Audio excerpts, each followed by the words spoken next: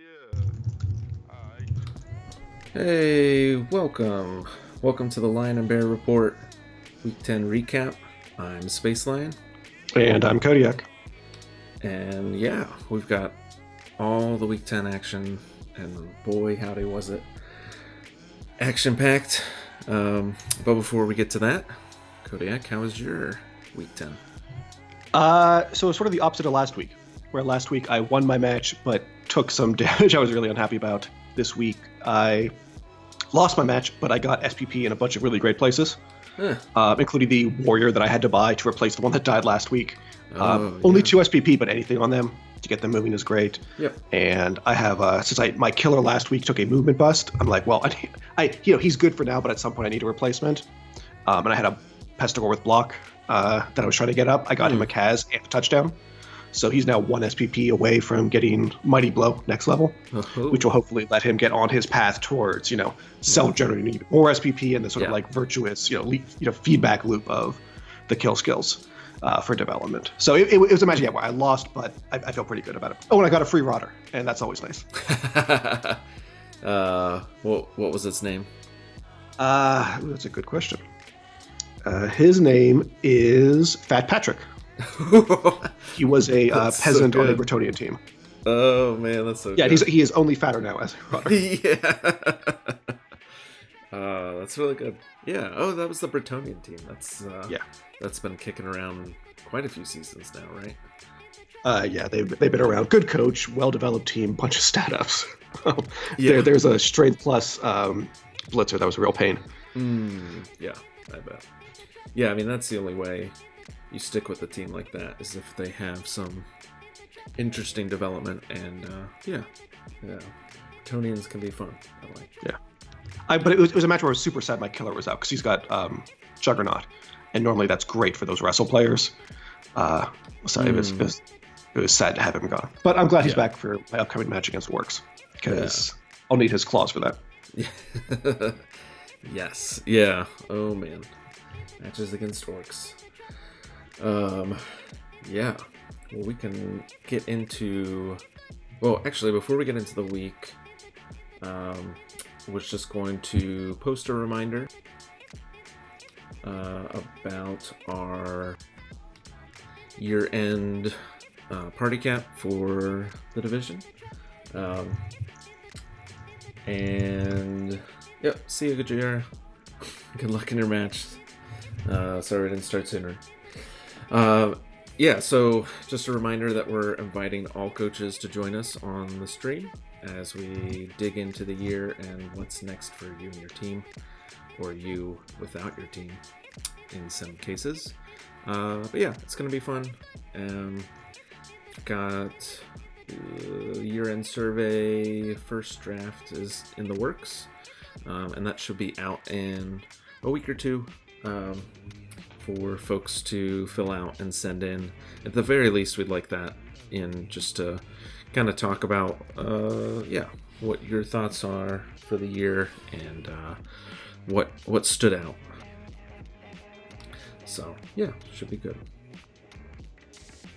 I'm looking forward to it. Like I said last week, we had one of those in my div, and it was a lot of fun. Yeah. It should be cool to hang out with everybody. We almost had it happen this past week where every match was streamed, which was I think would have been quite the feat. Didn't quite get that last one, but even still, I think there's a lot of coaches that are heavily involved in the division, especially if they're committed to hosting their matches on stream. I did my own, which was a weird one. A weird thing to do. I have not been doing that this season, but it felt like the right time. I don't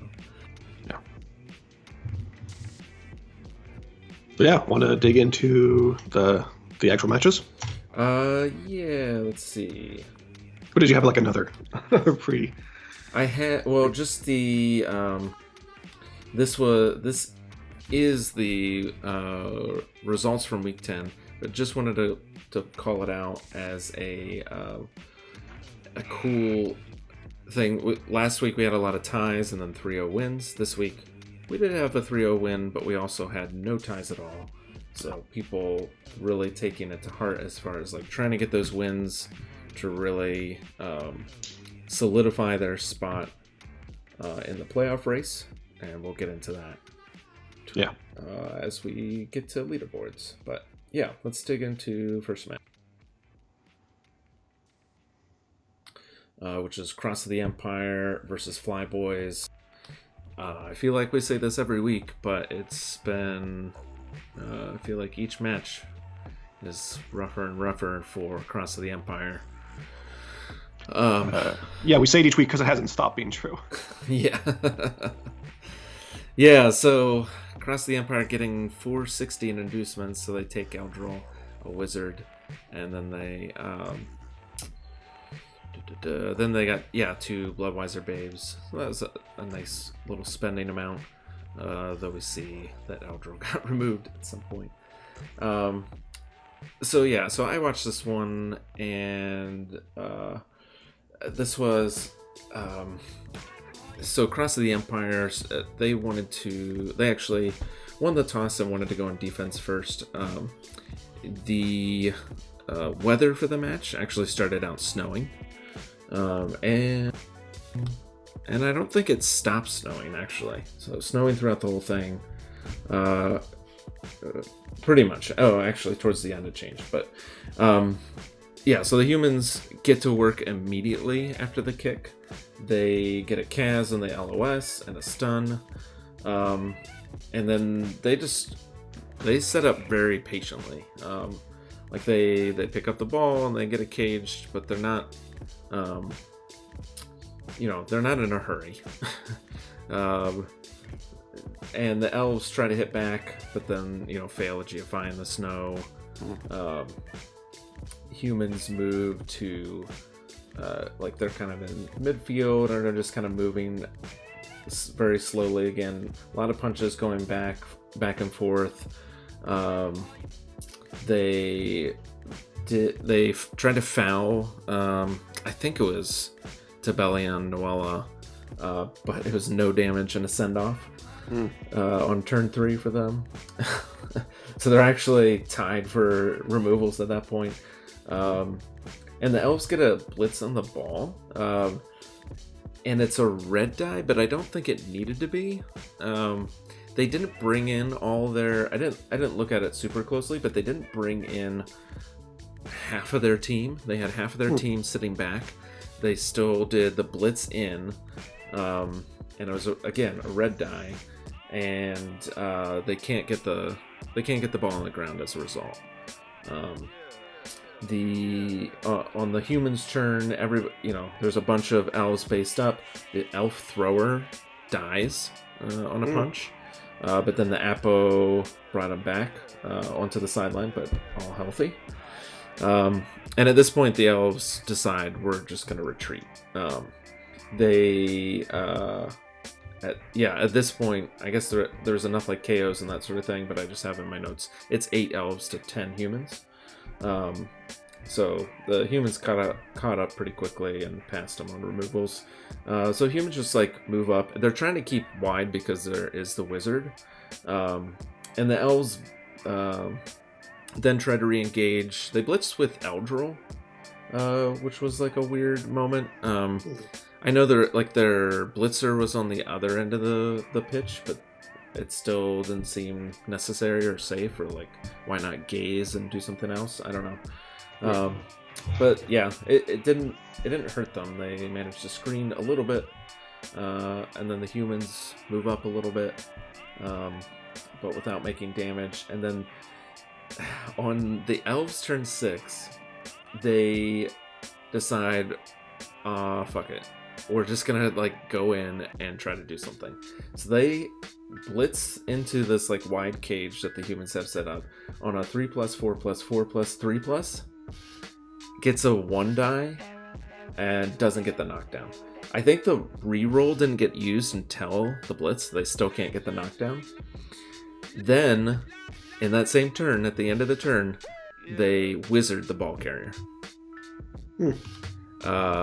they're just like, I guess we hate this guy, and we're gonna we're gonna get him to the ground one way or another. It didn't do any damage. The humans like recover. They get a Kaz and the guard lineman. That I'm surprised didn't happen sooner. That's the armor busted double niggle. Stiff Breeze takes that guy out. Yeah. And so the elves like take out the biggest scoring threat, but they don't really have much of a screen at this point.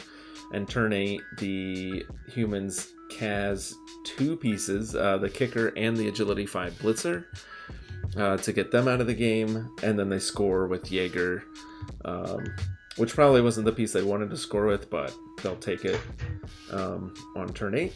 Mm-hmm. Elves have their turn 8. They don't set up for one turn. They put Eldril on the LOS to make blocks. So they... Oh, okay.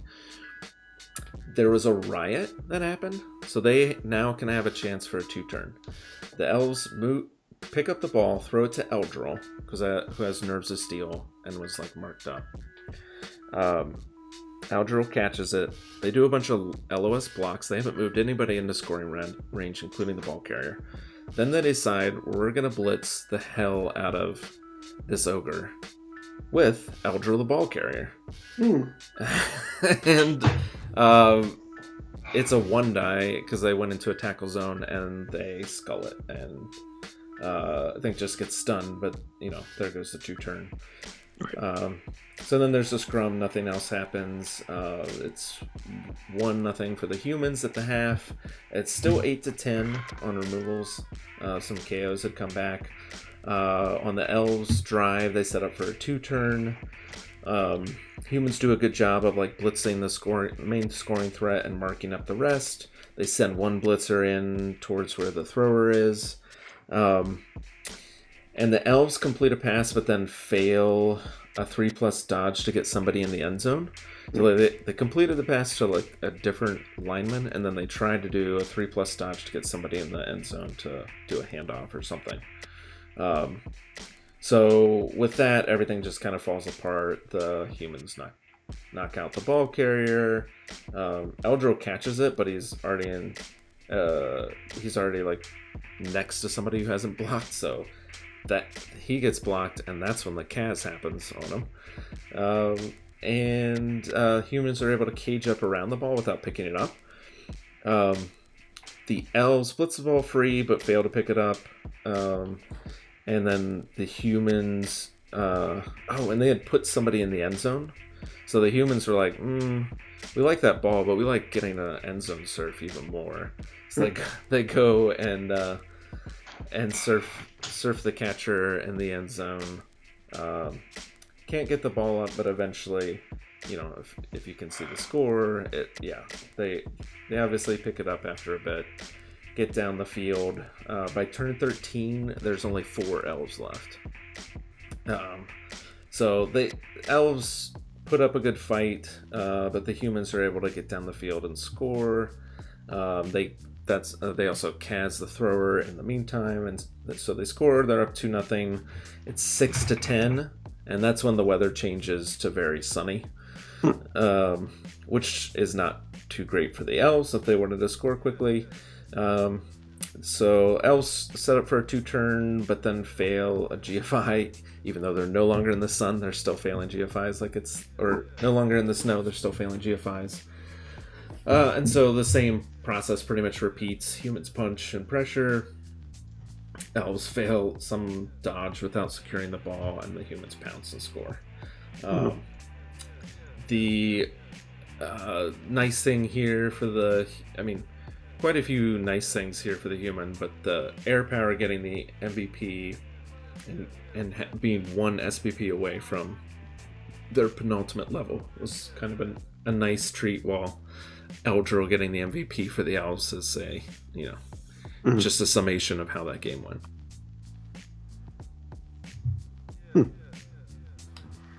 So yeah, nothing, I think the humans did a good job of getting levels where they wanted. Johnny Johnny Dota, Boyd 7.0 scored the last touchdown. They made sure to get him the ball. I think Eddie Rickmeyer leveled like at the very beginning off the first throw or something. Okay. And we can see that got a very nice level out of that. That's fantastic for a thrower. Really great level. Yeah.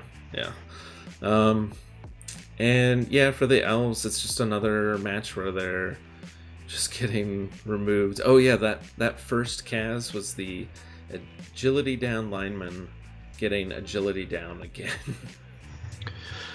That guy's now a skeleton. Yeah, it's just like, take a picture. That's the season right there. Yeah. I mean, better at going at someone else, I guess. Like, now you just fire that guy at some point. Yeah. Still. And I think probably you would have done so before, but you don't have. I don't know. I guess a loner would still be better. But anyway, yeah, I think it's much easier to fire them now. But yeah, 19 armor breaks to 0 for Cross of the Empire. Yeah, just an all-around frustrating match for them, as has been the whole season. And a nice win for the humans in a week where a lot of the leaderboard was up and down this week. Yeah, that's great. Good win and good development. And I guess the one silver lining for Bandito is at least the only perm is an AG bust on a lineman that already had an AG bust. It could be a lot worse. Yeah. The three core players that you might care about are 4 if you can count that guard lineman, the one that isn't totally wrecked. Right. They came out of it fine. Yeah. Yeah, I mean, kicker MNG is like, that's generally the price of admission for an elf versus like a bashy hybrid team. Yeah. So there's no surprise there.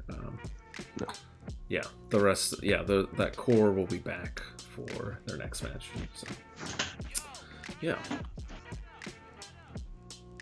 All right, and going to the highest scoring match of the week and maybe the season. I don't know.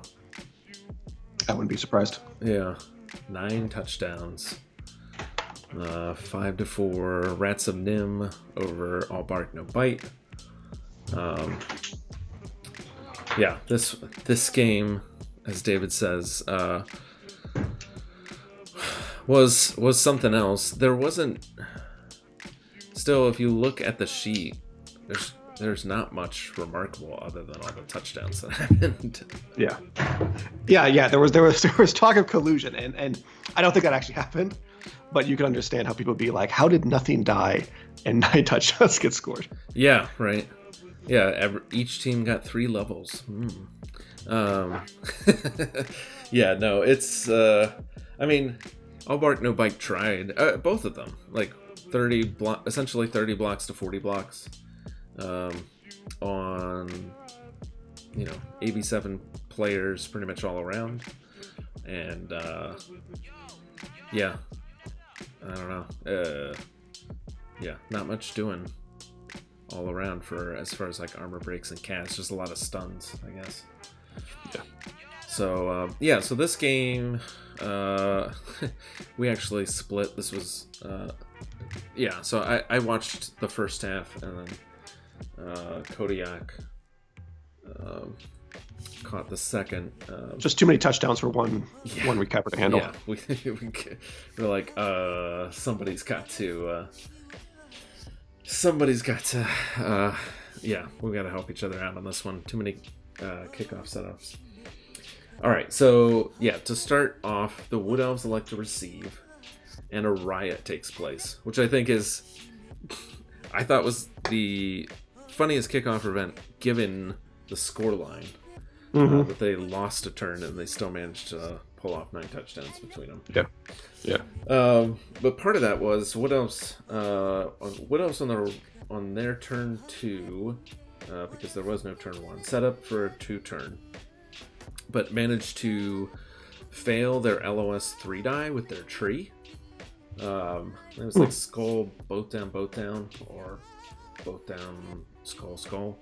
Either way, that ended up like that, and the ball was all in the open by itself.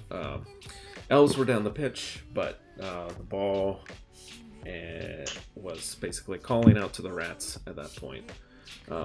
So the rats managed to pick it up with yours and mine favorite gutter runner, Justin, who used his sprint and sure feet to great advantage here. Picked it up, and there was actually like a cluster of 3 gutter runners just like around there, and the thrower got up there too to kind of help out. So the elves blitz. They don't have a blitz on Justin. They try to blitz one of the gutter runners near or next to him, and then mark up the ball carrier, do some other hits. But Justin managed to get out of it through some wild dodging. Did a blitz to get out of it, and dub scold the first roll, re-rolled it, and then like I said, did a bunch of dodges to get through. So that was 1-0 rats. On turn 4, what else? Try to give it another go. They actually fail. They failed to pick up, which they had to use a reroll on, and then they failed the vanity pass. But the ball was pretty well protected. The Skaven were able to get up and then mark it, but they can't get to the ball. And the Wood Elves are able to pick it up and score. The tree actually KOs the Roger, which I don't actually remember if that stayed out for very long. I don't think so, but it was at least doing something good that time. So it's 1-1 tie, right? And then it's the Rats' turn to fail their offense. They're setting up for their 1 turn, but they have to burn a reroll on the pickup. Wait, no. Throwers have sure hands. They had to. No, they didn't have to burn the reroll on the pickup, but they did fail the pass with the thrower to the 1-turner. So the Wood Elves blitz the 1-turner and like clump up all around him. The Skaven tried to reverse field and get the ball to Storm Vermin, who could get the ball up to a gutter runner, but that pass failed as well. The thrower really, as we can see by the levels, definitely got something that they needed quite badly for this match. The Wood Elves try to push the ball free, push a player onto the ball and push it free, and it just scatters next to a tree. This is turn 7. They don't actually set up a scoring threat here, which I was kind of surprised by. They just throw one of their Wood Elves into the, everybody's kind of in the scrum basically. But there's some Skaven down the field, and so it didn't end up mattering because the Skaven popped the ball free anyway and score. But I still would have liked to see it just as matter of practice, because your Wood Elf didn't end up helping in the defense anyway. So, but yeah, Wood Elves then get a kick and they try for a 1-turn, but get blitzed by the Skaven. This is turn, or I guess it would have been. Yeah, this is turn 8. So yeah, they're trying for the 1-turn, get blitzed, but they still are able to eke it out. They get enough pushes.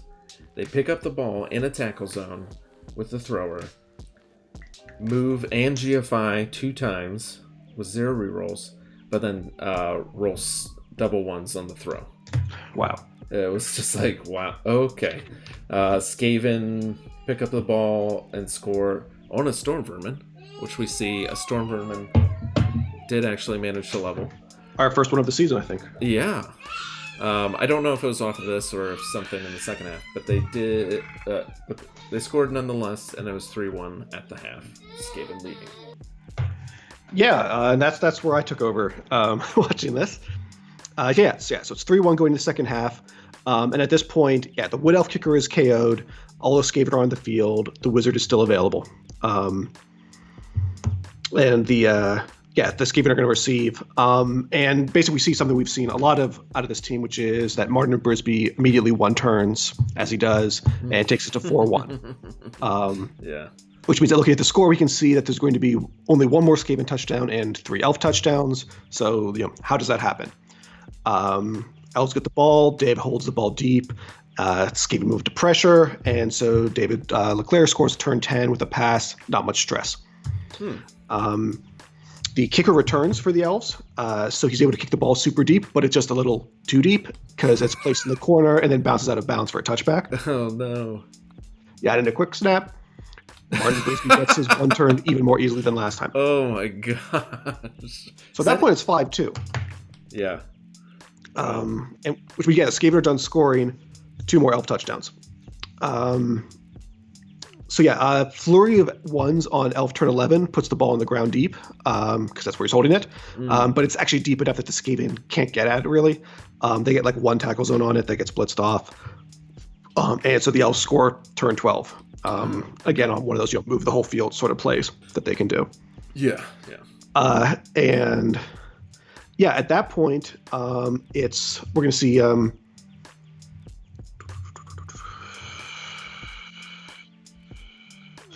at that point, there's only 1 more touchdown left for that 1 Elf touchdown. The Skaven set up for their 1 turn, but the Elves get a blitz. They blitz Martin Brisby. That's still a natural 1-turner. And they get some people under the ball. Skaven attempt to pick up the ball in 1 turn with the thrower, who note is only AG3. He can't roll a 4 given 2 tries, and the Elves are able to push some stuff around. They get the ball. They score on turn 13. So that is basically a blitz score. Yeah. Wow. And that takes it to 5-4, which actually means that for a match that was so high scoring, we end up with both teams have 3 turns left, and neither of them are going to score. And I'm like, how is that possible? How are we going to see 6 turns when it happens? The answer is basically there's what I see is a misplay by OP Cubby. He's unable to blitz a free path for Martin Brisby to do his 1 turn. Martin Brisby's going to have to do some dodges, and the path he assigns him goes past Oldia, who's got diving tackle. And that doesn't work out for him. Martin hits the ground with the ball goes scattering free, and then it's just a scrum. Oh, wow. At this point, I think OB Cubby makes a lot of good choices of just let's get tackle zones on the ball, maybe try to pick it up at some point, but really focus on defending it. Yeah. And it's just, if the ball never gets more than a few squares from where Martin Brisby hits the ground. They're just making attempts at it, and it's just, it's a total clusterfuck as David Leclerc is points down. Wow. So that's how you get 3 turns from each team with either one scoring. It's Martin Brisby attempts to, who cares about diving tackle? I'm Martin fucking Brisby. Yeah, exactly. Learns why he should care about it. And gets himself on the ground, and then it's impossible to recover. Yeah. But nice. OP Cubby didn't need that touchdown. He manages this 5-4 win. And both teams 3 levels and good levels, right? You got guard on that catcher. That's just more guard on the Elf team, which always can use more. Yeah. Elm is getting better at his thing. He's the cage diver, and he's now a little bit better at it. And Fenn on the catcher is fine. And over on the other side, I think less meaningful, but still perfectly nice levels. Yeah, I am surprised by guard on Storm Vermin on Brutus, but I don't know. But it's not like he's been trying to blitz with them all that much, right? Obviously, if you just look at the levels, the Rat Ogre has more levels than both Storm Vermin combined. That's their blitz piece. The Rat Ogre is the one they hit with. I like Mighty Blow better. Just because traditionally you do Mighty Blow because that way when you get the double, it's Guard Claw. Yeah. And do they need guard? Because if we're saying Rat Ogre is the blitzer, that doesn't need guard.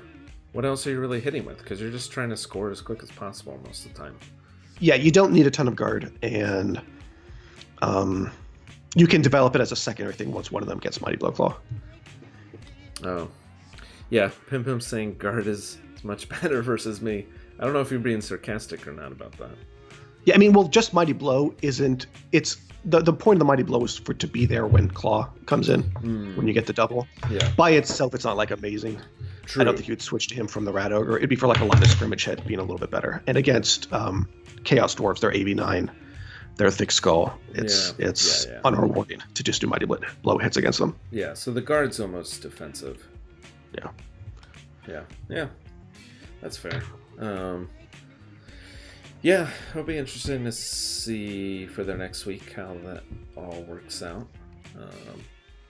And yeah, like you said, I like the, some good development for all bark, no bite. I think their core team is like holding together / like building back up. I don't know. Yeah. So yeah, cool. All right. Up next, we have my match. Goodness. Yeah, this one.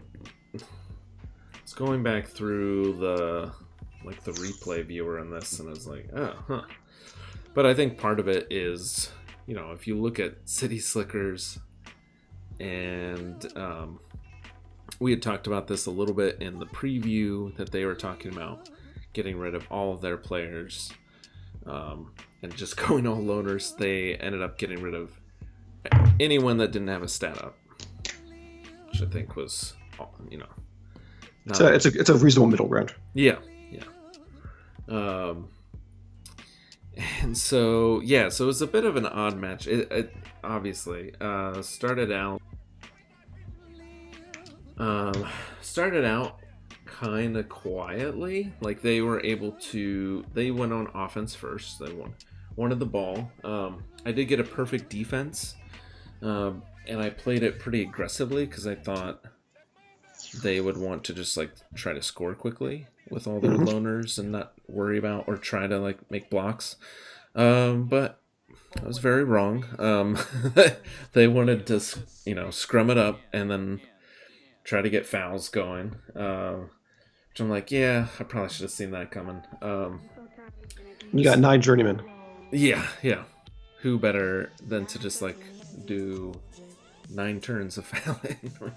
But yeah, so they actually like target my Yeti and my Ulf and like get both of them knocked down. They didn't have enough pieces to do a foul that turn, but managed to do it the second turn because like I didn't. They basically kept the ball back and tried to like punch me a bit. I punched back and I got Kaz on a loner, but that was about it. And that, you can see like I got that. One of the 3 Kaz's that I got was on my first turn, essentially. But yeah, they managed to get a good foul on my Ulf, who then was KO'd and was out for pretty much the entire match. I'm trying to get rid of Zara because I hate Zara with burning passion. Strength and strength, blodge, and stab. Just a bad time for Norse. A lot of 87 to keep getting stabbed all the time. Yeah, exactly. So I blitzed and got her knocked down. But then I think it was like but I just couldn't get removal on her early on. Let's see. And I forgot that jump up and stab work together. Which I don't know how it works on the interface, because it sounds like something that's kind of tricky to pull off, but they were obviously well versed in it, and that was a scary moment when I realized that was going to happen. After blitzing with it might have even been my armor value 6 berserker, but I think it was armor value 7. Stab line on the ground. I don't know about that. She definitely stood up and then stabbed, but yeah, maybe you can. Oh, you select stab lane on the ground and then it uses jump up. Oh. Yeah, it's the same interface for doing a block with jump up, which is you click on the piece, you get like the pop-up box. Yeah. And you select block, or in this case stab. You select it while on the ground, and then she will jump up and do the stab. Yeah. Okay. Yeah, so just all the more indicating why she was terrifying and why I needed to get rid of her. But yeah, we like scrum a bit. They brought the ball up. I kind of tried to cage it, and stab and dodge and do a bunch of stuff. I managed to KO Eldril though. They like tried to reverse field. They had like pushed up on their right. They tried to reverse field to the left and get deep, but they failed a pass, which seems to be happening a lot to our agility teams this week. And so then I'm able to like get some pieces around the ball. They had another chance at getting the ball and then getting it to a receiver deep, but just like one dodge too many. Dodge failed, and I think all their rerolls were used up at that point, pretty much. And it's like turn 5. Yeah, so yeah, I get around the ball, and I get it picked up and get into their half. They like fail a first action dodge to try to like recover and get my ball carrier down, and they don't have rerolls at that point, so it's just off to the races for my team. I'm trying to get damage. Nothing happening. I KO Zara on turn 6, and I'm like, all right, well, let's just put the ball in. It's not my drive. Let's see what happens. So I get the score. It's still only 11. I mean, it's 11 on 11 at that point. My KO's still out. I think I fouled at some point, tried to do a foul and got sent off with no removal. And they it's turn 7 for them. So they get one scoring threat down the field, but nobody else. They tried to do some LOS, obviously LOS and stab hits, and none of those did anything. And that's when I finally badly hurt Zara. And it should be noted, like, Zara kept stabbing all the way through every 7, the 7 turns that she was on the pitch, she stabbed, and none of them connected. It was really fortunate for me. But yeah, out of the game at turn 7, I breathed a sigh of relief. The elves can't score, obviously. I can't do damage, also, obviously. And then so we're into halftime. I'm up 1-0. It's 10 versus 11 at this point. My drive. And so I'm going to interrupt you for just 1 second to say hi to Pit Pup, who just showed up. Oh, hey. And to let him know this is the 3rd match that we're reviewing. His match is coming up next. Cool. Yeah, welcome.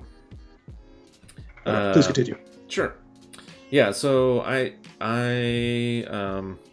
push up and but quickly realize the elves are now in like full, like, we're just gonna foul the shit about everything you care about mode.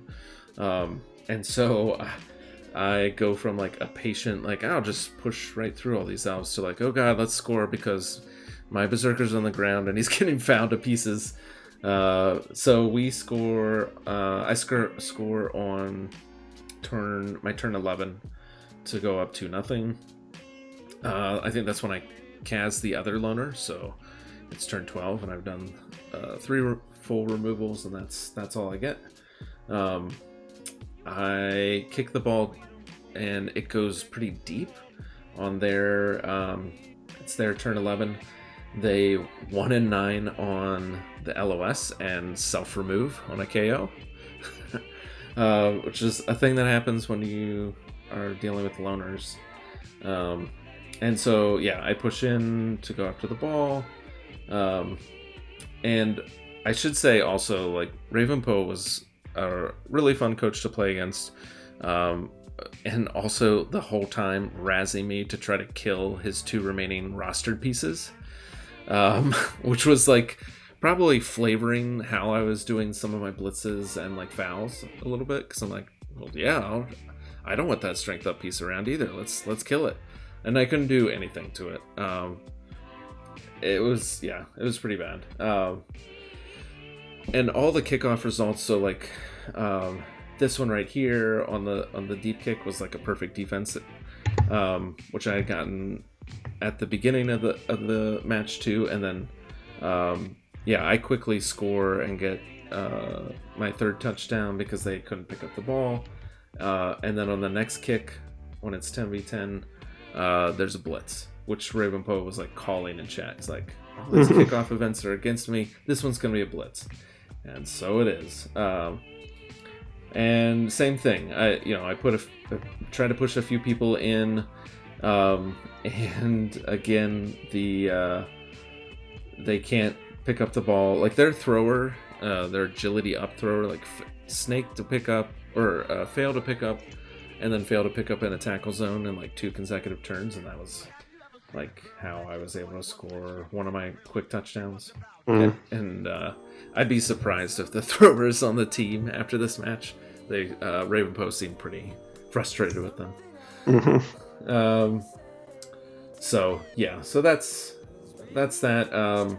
The damage that did come up against me, against Philly Cheese Dog, was on a rock, and that was after I'd scored the 4th touchdown, and I was like, basically the fans saying, geez, you're let off the gas. So yeah, it was an MNG. I tried to Apo it, and it was not a very good one. So MNG it was. That also KO'd their strength up piece, so I couldn't even attempt to continue attacking it. And it was just the match ended with them. If this says anything, match ended with them throwing a pass from deep in the back to my Yeti. Like I didn't even realize that was an interface thing that you could do. You can target any square you want. Yeah, and they were like, "Here you go, Yeti." Yeti just fucking catches it, like straight up rolls a 5. And it's like, "Yeah, I'll take that." And that pretty much summed up the match. Or how Pimp does it. Ow. But there wasn't. I think Pimp was talking about his match for that one. Oh, okay. Yeah, I was gonna say, like, there wasn't much damage here at all. Like, it was pretty bloodless for the most part. Yeah. I mean, like one MNG, Niggle and a Journeyman, that guy's career is over. No one will hire him for that anymore. But Right. We don't have to care about that since he's not rostered. Yeah. And Philly Cheese Dog will be out, but that's survivable. Yeah, would like to have him for the next match because it's gonna be a pretty big one. But So I think there was a bet. We'll talk about that when we get to that match. Okay. Oh yeah. There's a silver lining there. And I got normals on my runner, so I went with Leap to lean into the offensive side of things, or defensive, depending. But yeah, should be fun. Debated about that a lot. And you mentioned, I think, one of the things that I wanted to point out, which was that stab works on a jump up. Since that was a surprise during the stream. And the other one was, I don't think you mentioned this, that yes, you cannot Apo star players because there's a question of that. Okay. Yep. And yeah, you can't use your Apo, and in the lore they have like a private Apo who always works, who's like off field, but like they refuse to go back on the field once it's used. Yeah. So it's like if you kill Morgan Thorg, he doesn't really die in the fiction. It's instead he gets resurrected perfectly, and then he's like, "See ya." I got my money. Yeah. Okay. Yeah, because I was like, Zara seemed to be the one piece that Ravenpoke cared about, like utilizing every single turn. So I was like pretty paranoid, not knowing that was the thing, that he was just gonna like Apo it to spite me. So yeah, you can't power Apo Zara. Yeah. Cool. All right, ready to move on to Pip Up Smash? Yeah, the one we're being asked for, yeah. Oh, and Pimp, who, both of them are in here. Yeah. Ooh, yeah, ouch. That is a good summary for this match. Yeah, so going into this match, one thing I'll comment on was we weren't sure what Ryan Dunn was going to get for his level. He actually had a double. The answer was tackle, which I think we discussed that that's a double you probably ignore. And Pimp would talk about taking this level up, trying to get tackle on one of the centaurs. on the theory that you want like a mobile blitzer Yep. who can actually knock people down. So that all Yep. makes sense. If the other one levels, I would love to see Frenzy on it. I think you want a Frenzy Bull. Yeah. But good pickup. And yeah, so yeah, this match. Can we choose to receive? I think makes sense. This was clearly going to be a bash off. It was frankly, as a bash off, it could have been worse. Yep. But it mostly could have just been worse for one team. But yeah, can we choose to receive? And we got our first injury turn one. Truman Capote takes his movement bust. The apothecary is applied to him, but an armor bust is the counteroffer, and the movement bust is clearly better on that piece. Yeah.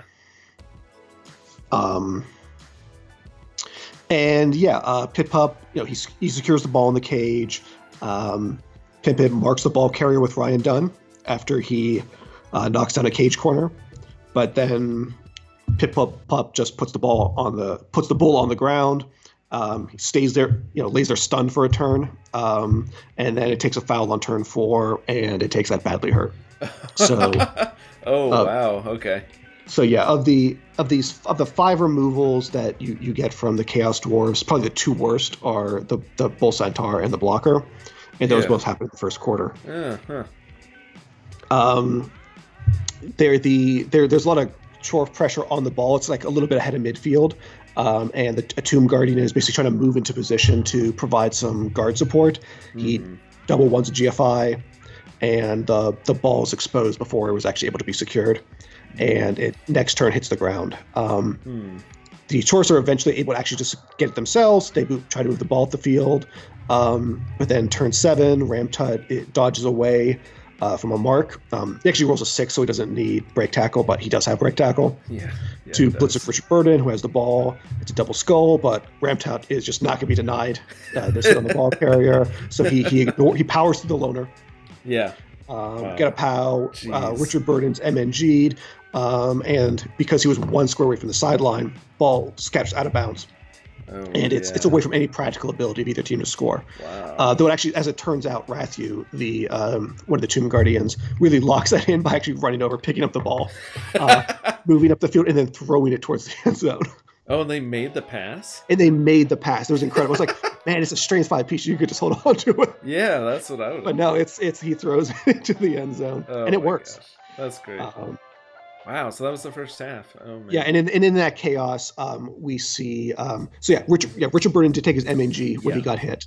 And the Michael Elphick takes his niggle during like the chaos of that. So yeah, first half, just like an overview of what happened there.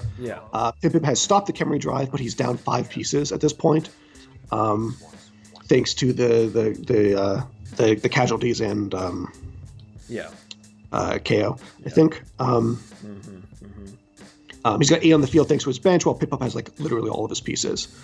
Second half, though, things start to even out a bit. Khemri, as you can see, takes 2 casualties. They both happen on turn 10. However, the pressure from the Khemri, because of their even with their piece advantage, Pip feeling a little nervous, tries to do a handoff to one of the blockers. He can, it's the 1 in 4, right? Because it's a 4+ to get him the ball. Ball hits the ground, and the game is really exciting. It's like it's anything could happen at this point. It seems like it could go either way. However, I think there was like kind of a misplay here. Turn 10, Pip-Pup pushes a Chorf blocker onto the ball to scatter it, and it moves from being in 3 tackle zones to 2, and the tackle zone that goes away is a Tomb Guardian. Oh, so it's which like was 2 the best skeletons. Of them. Yeah, it's like the 2 skeletons. Maybe one of them was like the Unleveled Blitzer. I don't recall, but it's like not interesting pieces. And both of those go down because they're based up, and the Bull Centaur is able to go grab the ball, and he just heads up field. And yeah, he scores on turn 13 once the Khemri move up to threaten the ball after some fouling that they wanted to get in. Gotcha. Yeah. And so yeah, then we get Craig Pip-Pup gets a second attempt at a drive. It's 11 versus 8, Khemri versus Chorf at that point. There's the Kika is real deep, which makes the Khemri drive even harder and only 4 turns. Yeah. So we see an attempted pass. It actually goes better than one might expect for Khemri in that it fails on the catch instead of the pass. Oh, nice. Yeah. So actually, their passing game was incredible, right? When they're thrown to open field, it's beautiful. When they're thrown to a piece, the piece kind of struggles to get it. Yeah. But it's not as bad as it could be because they had a kind of a screen set up, so the Chorfs can't really they can't cover it, they can't recover it. Yeah. And so Ratharin actually tries to be the hero, scoops it up off the field, and starts running towards the end zone with which some GFIs, she gets it within 6. And it's turn 15, so it's like she's gonna have one more turn. She's got all the movement she needs. It's great. It seems like we're probably gonna see a tie game. Oh wow. There's a problem. Mickey Mantle. Jesus. He dodges into a tackle zone, then out of a tackle zone, and these are both 6s. So he does have break tackle and does have dodge. So him being able to dodge is to be expected. At the same time, it's 2 6s. Yeah. We then get 3 GFIs to hit the ball. 2 die. It's I think a push and a skull. Rerolled, gets the POW, gets the knockdown, and the ball hits the ground. Yeah. Technically, there's still a scoring possibility for the Khemri on turn 16, but it's they got to go into a tackle zone, pick up the ball out of it, then dodge out of it. And it's just that's just not going to happen, and it doesn't happen. Yeah. So yeah, it was Mickey Mantle really saved the game for Pimp. And it's not like it was that impossible for it to happen, but it was still a real hero moment for him. Yeah. 2 6s on these dodges, so he didn't actually even need to break tackle or use the dodge skill. Yeah. Well, second hero moment for him because he had also picked up the ball and ran off and scored too. Right? That's true. Exactly. Yeah. This was an incredible game for him. He made that 4+ pickup before to. Right. Touchdown. So he was responsible for the touchdown and for stopping the Khemri touchdown. Yeah, he made that pickup look real easy, but that could have just as easily failed to pick up that ball, and it could have just bounced around. But making all the things happen that needed to happen for Tainted Brewers there.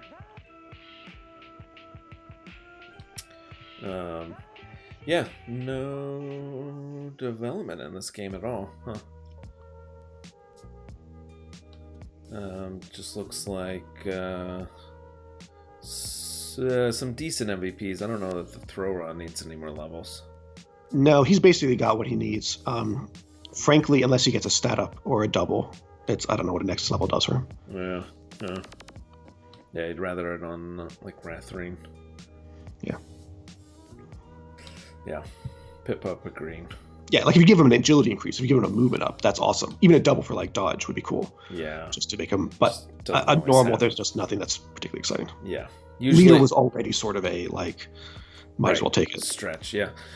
Yeah, I mean, I think it's never when you need it the very, very most that the stat ups come up, I feel like.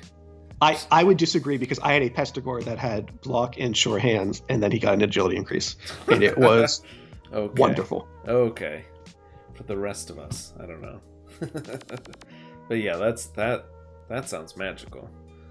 And I built a ball sacker that had wrestle and then his next level movement up. So my stats actually come in pretty good. Okay. But you people down in 4D. Yeah. That's the tier 2 magic that they don't talk about until you get into that Discord or whatever. I was actually the equivalent of 4D or 4E at the time I got the agility increase, but okay, fair enough. Yeah. Wow, definitely an action-packed match. It seemed like a lot of things kind of tipped one way and then the other. So yeah, it's fun. All right, ready to move on. We have Goatwork Orange winning over Peak Altitude 2-1. Yeah. One thing I'll note here is Kilimanjaro is new to this match. There was a guy named Kilimanjaro who was also a thrower, but he got fired. He had sure hands, accurate dodge, but also a niggle. I was actually a little bit surprised by that replacement. Yeah. One niggle's not that bad, but anyways, that is what happened. Yeah. So the L's receive. The you immediately get a journeyman removed with a rock, but there's plenty of journeymen, so it's fine.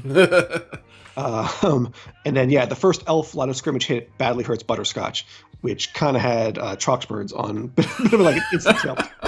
Well, yeah, after their last match where they took a lot of damage, I'm sure he was just waiting. Yeah, but that was in fact his only cash he took for the entire match, so it turned out to be okay. Chaos pressures the ball. They get some pieces off the field, and then they have enough pressure that like a failed dodge puts the ball on the ground. However, the Elves actually get the ball back thanks to part 2. Like they get another handy KO, and like a number of stuns in the same turn. But they're not actually able to protect it. So we see something that Troxbirds has to turn into periodically, which is Little Umph to be the hero. So he knocks the ball carrier down, KOs him. Chaos is able to put 3 tackles on the ball. But Little Umph takes a hit. He's KO'd and he's pushed onto the ball. It scatters free. Elves are managed to score on turn 6. And that's the one touchdown they're going to get.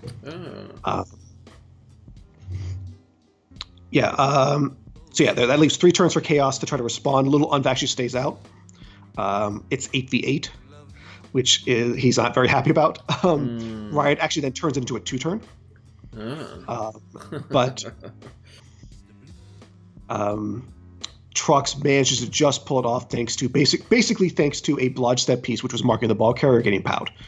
It was like he kind of needed that 2 die to work, and it worked. Yeah. And he's able to like get up the field and make it happen. Oh wow. Second half, Little Umph comes back, and so it's now 9v7. And 1v1 is the Chaos Drive. Free bribes come in for the second half. This very much favors the Chaos. They're just like fouling like crazy. Point out there's a wizard. The wizard comes out. Fireball comes out on the cage and knocks the ball free, but only a journeyman is in a position to pick it up, and he tries to throw a pass to like move to the other side of the ball, to the other side of the field. It's inaccurate. Though actually it was in fact re-rolled, so journeyman, the fact he was a loner was irrelevant. Got through. So fumble to a inaccurate pass, and Chaos is able to get the ball. If the Elves had managed to make the recovery, they could have like moved like quickly upfield. Out.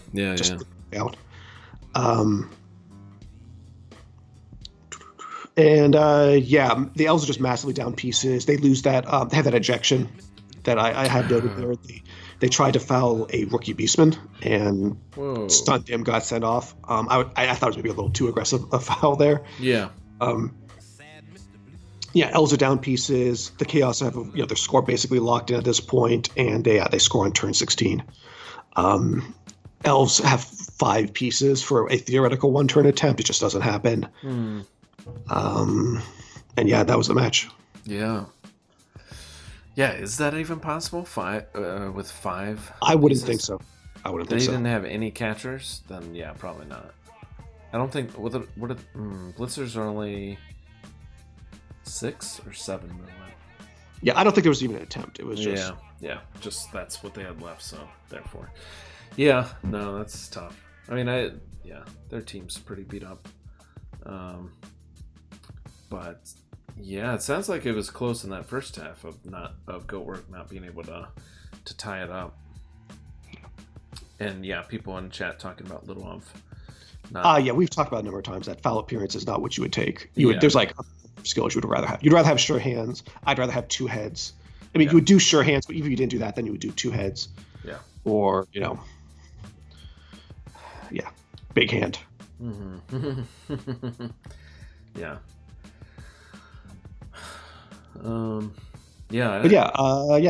Troxbirds got his win, a win he really needed to get this week. Managed not to take any damage. The badly hurt didn't. Just one badly hurt. It's not that bad.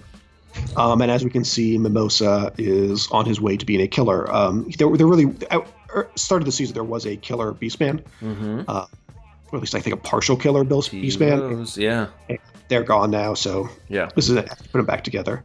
I think the match after they got tackled, they died. Something like that. They had block mighty blow, and then it's like, let's get a tackle. All right, it's gonna be dead. But yeah, no, good bounce back win for them. And yeah, I mean, good fortune going into the match. I think it was a good matchup for them to have a good bounce back. Yeah. Given that the elves had been similarly, if not more so, brutalized than the chaos. Given that the chaos had enough money to replace one of their warriors. Yeah. Unfortunate that MVP ended up on a journeyman, but yeah, frankly, there's so many of them. So many. It was odds where that was going to happen. It's funny that it's the guy who got ejected. Yeah. The crowd was like, "That's the guy we like." That's the guy we remember. Yeah. Yeah. Totally. All right. Moving on. Arf, I'm an elf. Losing in a close one, or at least on the scoreboard, to Sterling Hornets. This was maybe the match of the week. I don't know. Mm-hmm. Yeah, this was an interesting one. Necro receives, and the team's bashed out for a bit at the line of scrimmage. Hawk, one of the blitzers on the elf team, he makes a play at the ball, but doesn't work out, and he gets fought off the field for his trouble. And he ends up sitting out the first half. But things other than that, the elf armor really holds up, as you can see. Yeah. I think you are on the wrong one. Oh, there we go.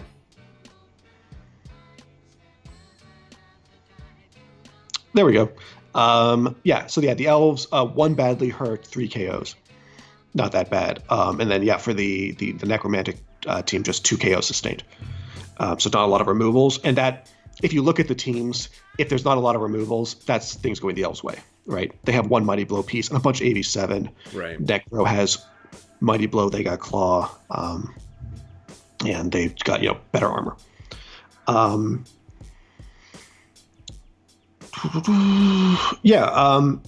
The problem they run into, the problem that Necro runs into, is that with the elf armor holding up and Clown Cthulhu's fairly aggressive defense, they're stalled, so their advance ends up in a base cage, which means that with a good knockdown on one of the corners, we see the ball hit the ground, turn 5, elves scoop it up. White Raven's got it. What a great piece. Wizard comes out to knock him down. Elrond attempts to blitz himself free to go mark the ball. It's a 1 die. That's a skull reroll to a skull. So White Raven picks the ball back up after having been wizarded. To explain what happened, White Raven gets wizarded down. Ball goes free. We see Elrond try to get himself free with a blitz to go pick up the ball, but it's skull. He's out. Yeah. Which means White Raven can just go pick it up and score. Yeah. He actually holds it deep enough he actually holds it pretty deep. And what we see is that Necro basically concedes that the elves are going to score on turn 8. That they can't get it back from him. They can't score. They can't really pressure him well enough. They basically just go for damage, and they just get 1 more KO. So that's 2 KOs, and they both come back at the half. So the elves are up 1-0 at the end of their opponent's drive. The elves go deep for a couple of turns, then they just move aggressively up the field. They actually move up so aggressively that they leave a 2-dive werewolf blitz on the ball, which is 1 GFI. What? And that does, in fact, get the ball. They basically try to kind of screen off a bit, but they just don't account for the fact of werewolves. Just how fast. Super fast, yeah. Yeah, the wolves are. The ball hits the ground, and Necro brings pieces in. They get 4 tackle zones on the ball, but then the elves, to respond, push a piece onto the ball, scatters it, ends up being only 2 tackle zones on the ball, and that's the problem for White Raven. He's amazing. He scoops it up. He scores on turn 12. Yeah. So it's 2-0. We're now going to see a Necro score. The elves maintain pressure, but it's a little bit less intense, right? Because they don't need it to win anymore. And the Necro Jive is able to advance consistently when they get close enough to the end zone for the ball carrier ghoul to make it in with 2 GFIs on turn 16. It's a little exciting, the GFIs, because there was a 2-die blitz to try to clear his path, and it was double skulls that had to be rolled. Oh, wow. But he makes it in fine, and so yeah, that's our 2-1. Nice. Yeah, good bounce back for the Hornets. And just, yeah, two of our top teams going at it, and yeah, it seems like the Elves handled themselves pretty well. Flesh Golem getting guard is nice. Yep. You really need both of those to get guard. Now they both have guard. Got guard white. Yep. Team's looking real nice. Yeah. Yeah, and like you said, no big damage the other way. Only one Kaz in this match. Yeah, pretty straightforward, seems like. Cool. Well, let's move on to the last match then. I'm actually going to step away for a minute while you cover this one. Okay. But then I'll be back shortly. Sounds good.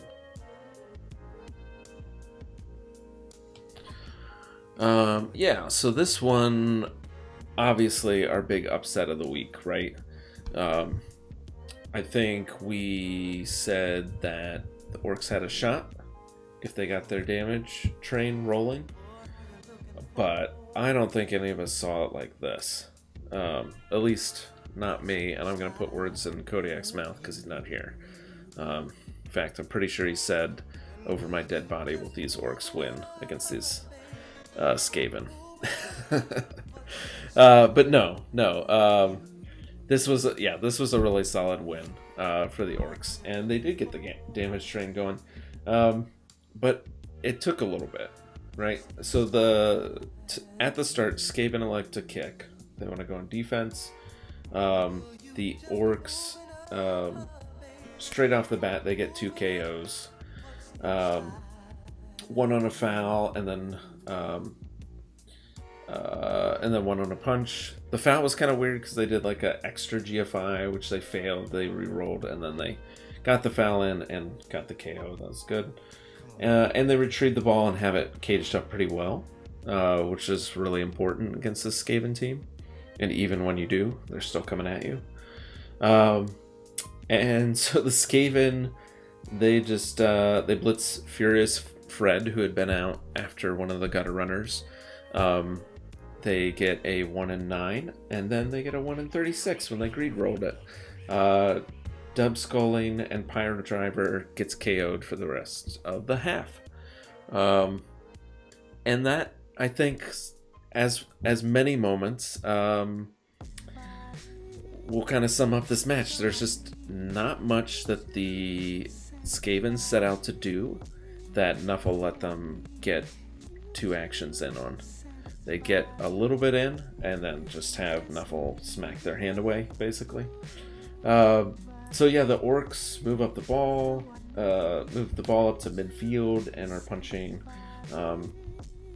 They're being pretty patient, and just trying to get some damage. As you can see, they did scum for a bribe, and so they're doing some fouls, but nothing's really coming of that so far. Skaven try to, just like blitz a line orc that was kind of scattered off to the side, but don't get any knockdown or damage. Skaven on turn 3 attempt a cage dive, but they snake the dodge in. I was watching Gojira's stream of this one, and he's like, "Oh yeah, that's our foul target." This was Triform Cutter, so they do foul and stun, but it's a send off, and the bribe gets used. It does keep the lineman on the pitch, but yeah, bribe is gone.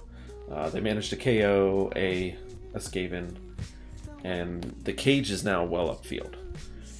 The Skaven blitz again, this time with Warchief. Warchief's trying to get some damage on one of the blitzers.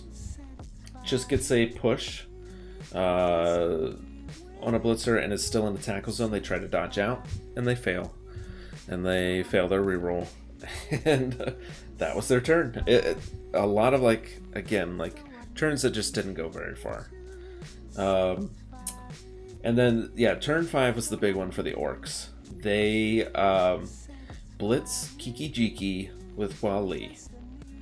And Kiki-Jiki, this is where Kiki-Jiki dies. Dead, Apo comes out.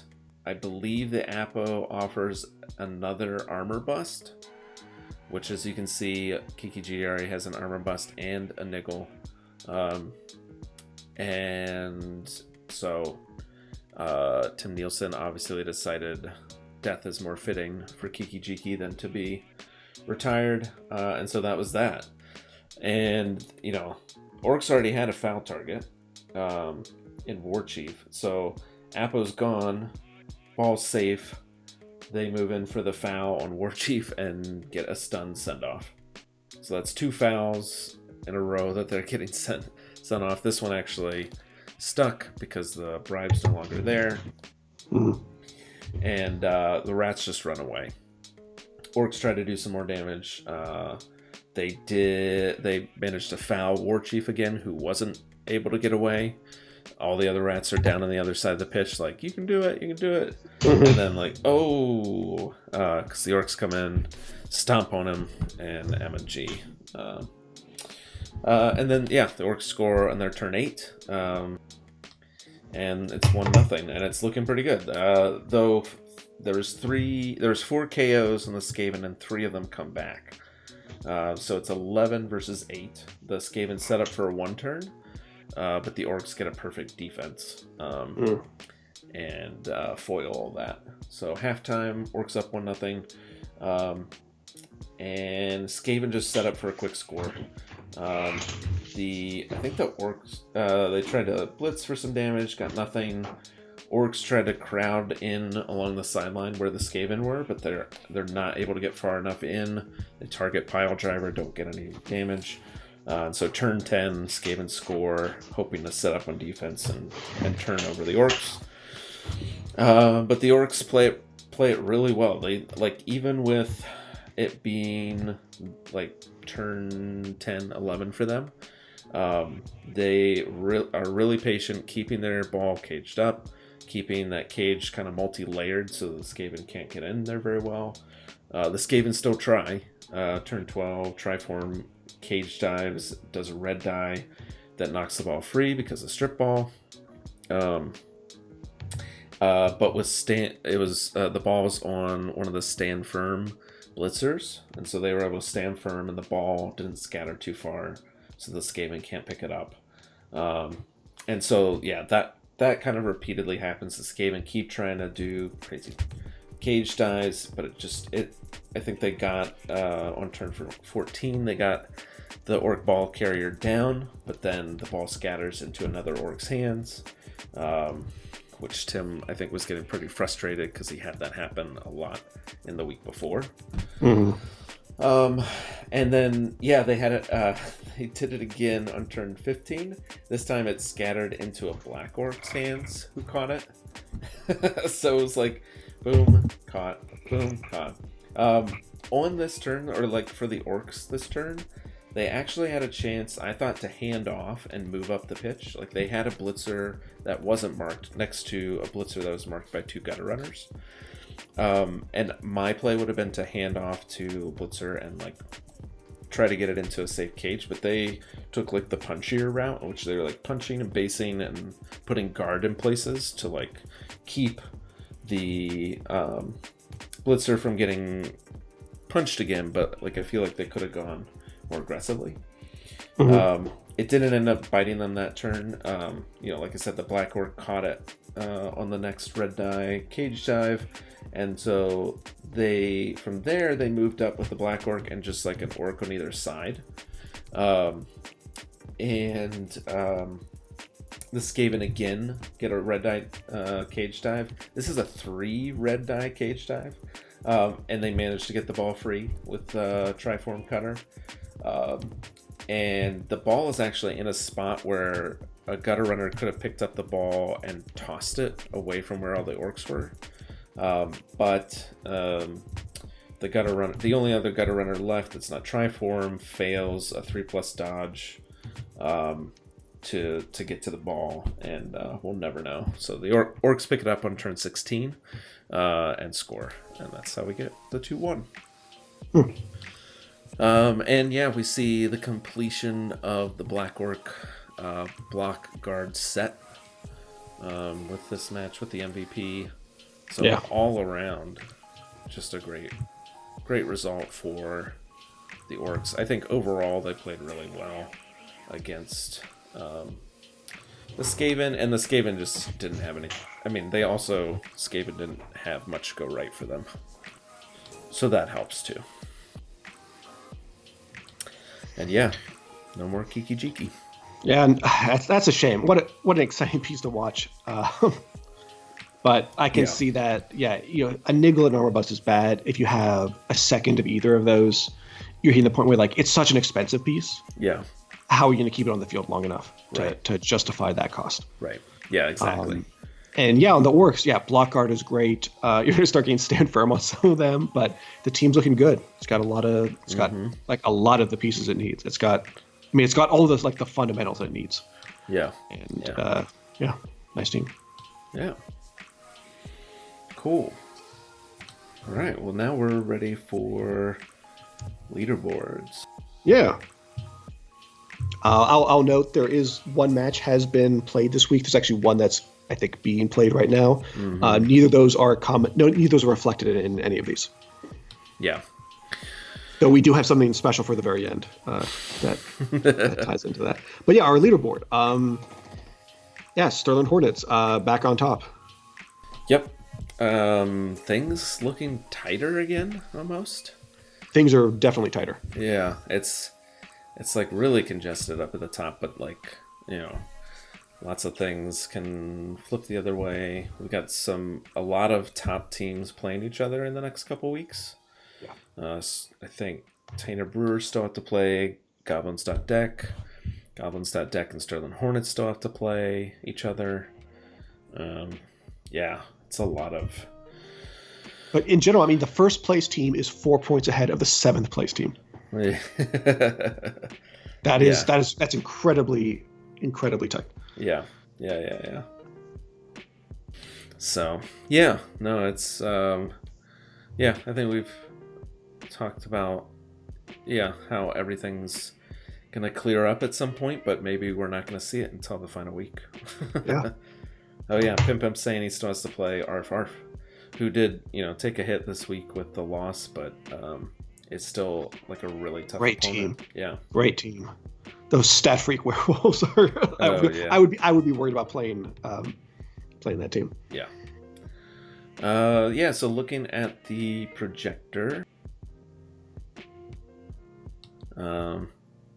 like I said, do I have the right one in? Nope. God dang it.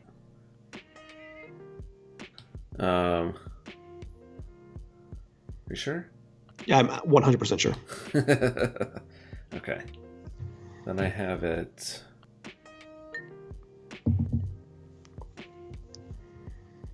Do I have it twice in here? Little technical difficulty. We'll get you the right.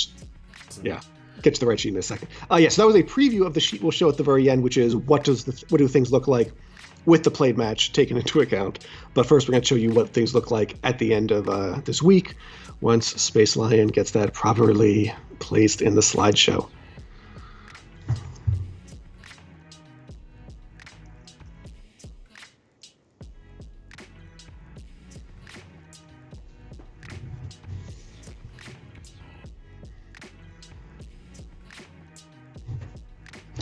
Oh, since we do have this matchup with Cross the Empire versus Flyboys, I'll comment that Air Power, the Ogre, is at 75 out of 76 SPP, required for one more level. Thanks to that MVP we can see there. Yeah, I believe we mentioned that. Oh, did we? Okay. Fair enough. I didn't mention it, so. The royal we. If you mentioned it, then this is me just getting in on that action. Yeah. I mean, I mess up a lot, but I make sure to talk about ogres. Yeah. But yeah, that ogre is a great piece. Another double would be wonderful on it. A strength up would be insane. You can get an armor up to fix his. Actually, no, you can't. You can't fix a nickel, but you could give him armor up to protect him, and you wouldn't though, of course. But even a normal, you give him grab, makes him even better. Yep. Okay. All right. So fast forwarding through these. There we go. This is the correct one. So yeah, this was with no matches played this week. This is our playoff probabilities. As we can see, with Sterling Hornets taking the lead, they take the lead in terms of the percentage.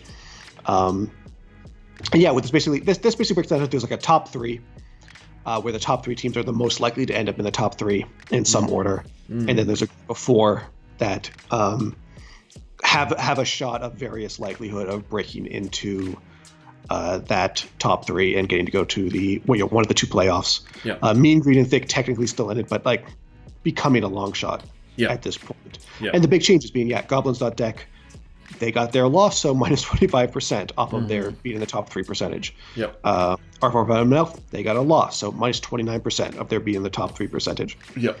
And that just shows you at the end of the season with things so tight how brutal it is to not get your win in each week as things close up. And it will only get more impactful. Yeah. And I think both Sterling Hornets and Tanner Brewers getting some of that percentage increase from Goblins.deck seeding the first place and falling to third.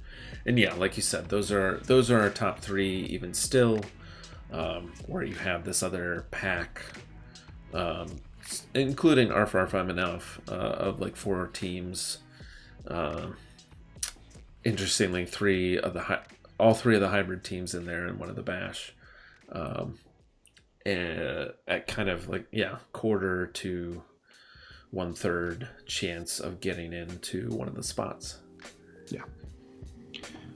And just to reiterate something that you got at, and the probability, if you take the delta 1 through 3 column, that adds up to 0, of course. And so any probability that's taken from one, for anyone who go, for someone to go up, someone else has to go down. Yeah. Something else that we looked at for this week, and I don't have it on a sheet. It's just sure.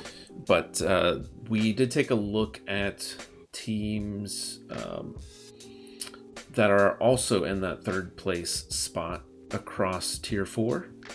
Right now, currently after week 10, Goblins.deck is ranked 4th out of 13, I think, divisions, or 12. 12 divisions. So if 9 is the cutoff, which I believe it is, top 9 third place teams in tier 4 get a Challengers Cup ticket, an extra Challengers Cup ticket. We are pretty solidly in the middle of that. The point spread difference isn't huge. There's actually a number of teams at 20 points with Goblins.deck, but TD differential reigns. The top 3 of those third place teams are at 24 and 23 points, so more than even our first place team, which was interesting. So a lot of top heavy divisions. But then on the bottom half, teams that weren't in that top 9 are at 16, and there might have even been a 15-point team in there. Yeah. So I think it's fair to say that, or we'll keep a look at it. I'll probably put up a sheet next week. That we're, I think even if Goblins.deck takes a loss, and there's going to be somebody right behind them to take that third place, that's going to be, I think, pretty close to making that Challengers Cup cut, if not over it. And I think that's the key takeaway, which is between the fact that the third place team in this div is in the top half of the third place teams as there are right now, and on top of that we have such a concentration at the top of basically we've had some teams that have really suffered this season and really struggled, and then we have this massive the top half of the div is really competitive, doing really well. the teams that get in the top 3 are going to be the ones that do well over the next few weeks. Yeah. That's just the nature of how concentrated it is there, which means this division is very, very likely to send 3 teams to the playoffs, 1 to the main, 2 to the secondary. Yep. And we can't promise anything, right, as the recappers, but all we can say is you should fight for that 3rd place spot if you're interested in going to Challengers Cup, because if you manage to do well enough to get there in the div, you are almost certainly going to get there in terms of the way the system works. Yep. Yeah, just like you're saying, the div, that place is highly competitive given all the teams surrounding it right now. So whoever ends up with that is going to have pulled off quite a bit of, gotten a lot of points between now and the end of the season, and I think that'll be enough. Cool. All right, well, ready to move into previews? Yeah, sounds good.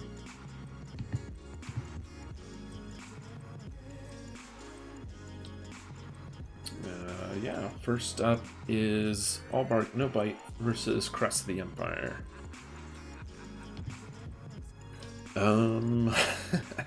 It is scheduled for tomorrow at 8:30 Eastern. Yep. I don't know. I feel like Crest of the Empire is just counting down the weeks until they can delete this team. Yeah. Which is admirable, but yeah. Yeah. This is 2 teams that aren't in playoff contention, who and one of them is in shape to have, I think, a very good next season, and one of them is in shape to be re-rolled to something else. Yeah. And so it's sort of like, does anything interesting come out of that?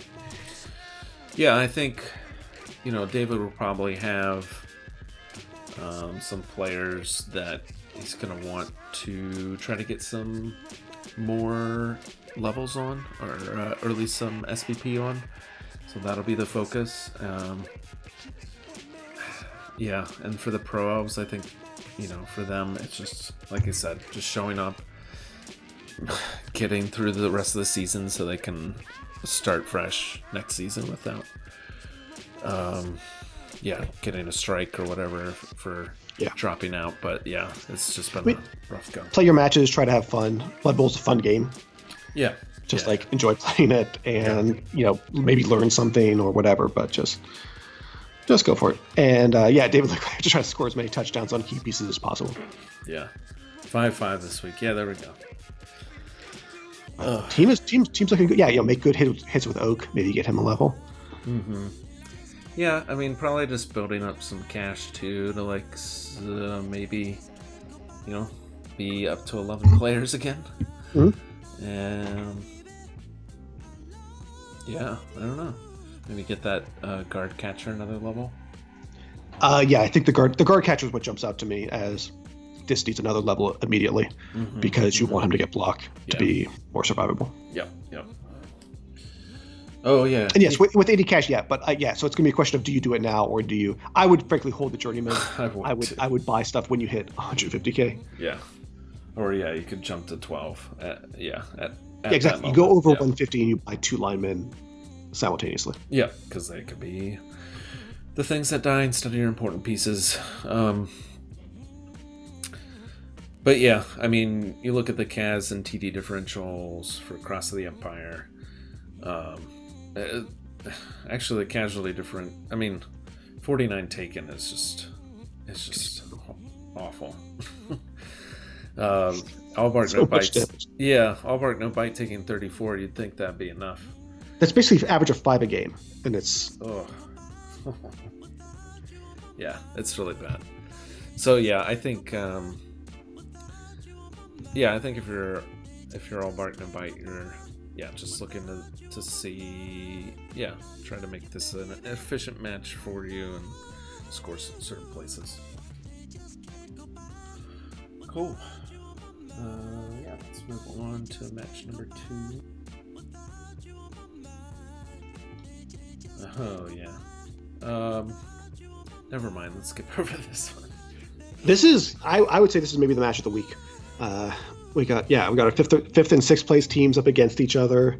5-3-2 records on each of them. Both have scored 18 touchdowns this season. This is a really exciting one. Yeah, I think this is almost, in a sense, this is almost a mirror match for how we play. Like, Flyboys has his 2 agility ups, and he's got 3 agility ups, but who's counting? Oh yeah, Jaeger. I'm definitely not counting Jaeger. Dead man walking. Yeah, it's. I mean, both of us play like a hybrid that can switch into, I think, a little bit more into the elfy side of things than even like arf, I'm an elf. Yeah. But also still hold up on the bash. His ogre is way better than my Yeti. I do have a little bit more strength with my Ulfs, but they have enough guard to counter that. It's really going to be a chess match. I think 1 or 2 breaks, whether armor or like weird ball scatters or that sort of thing, could really determine this match. And I think certainly for me, probably for both of us, this is our playoff match.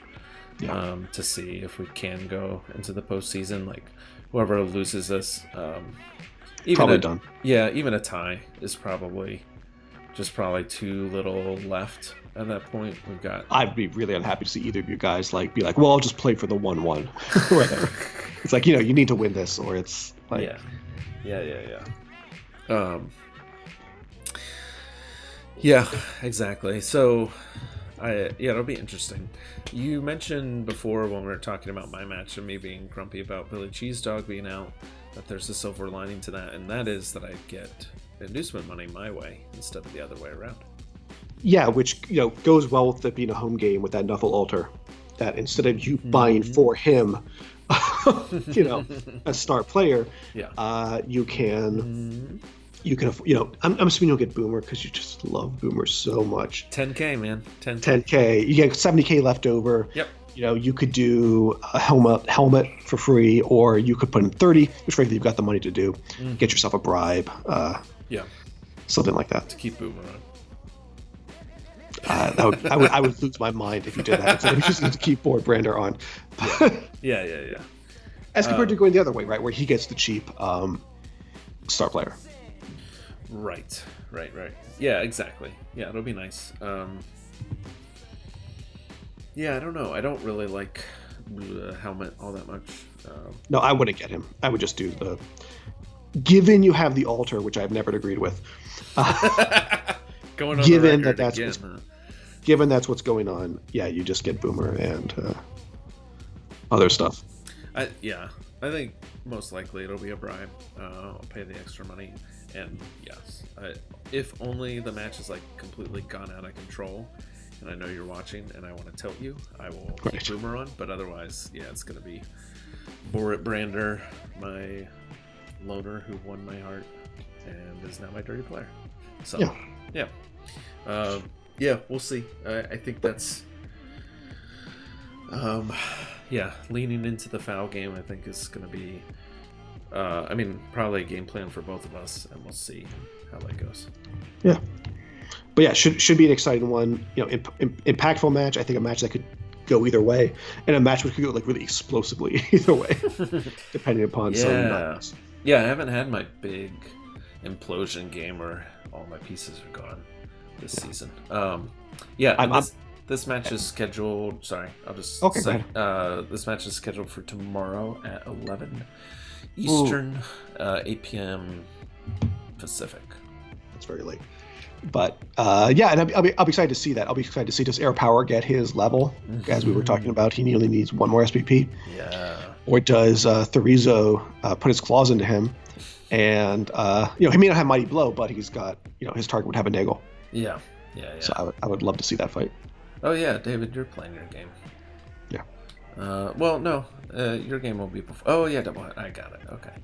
Wow. Yeah. Let's get it. His matches, I believe, at 8:30. Yours will be at 11, so it should be safely over. Yeah. Cool. Oh yeah, this one will be interesting too.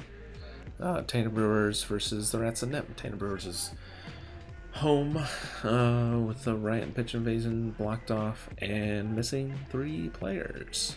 No, actually, I have a journeyman. Whoa. Yeah, it's wild. We're gonna see a journeyman Hobbo, and he's massively outmanned in terms of like wow number of players Yeah. compared to the Rats, who have some really dangerous pieces. Like this, if you look at the rankings, right, and you're like, oh, it's number 2 versus number 10. Pimp Imp should get this, but it's not locked in by any means. They have the ability to absorb some of the damage that the Chaos Dwarves are going to be able to put out because of all those linemen. They got Morton Brisby to be one turning, and he's really hard to stop. The Dwarves don't have anything that really makes that impossible. And this could totally go against him, and he's currently in second place. He would like a win to get to first place. He could lose this. And Pimp Up saying that he does have 220k. He can buy some extra hobgoblins. I assume Michael Elfric is gone. And you might as well just buy a new one.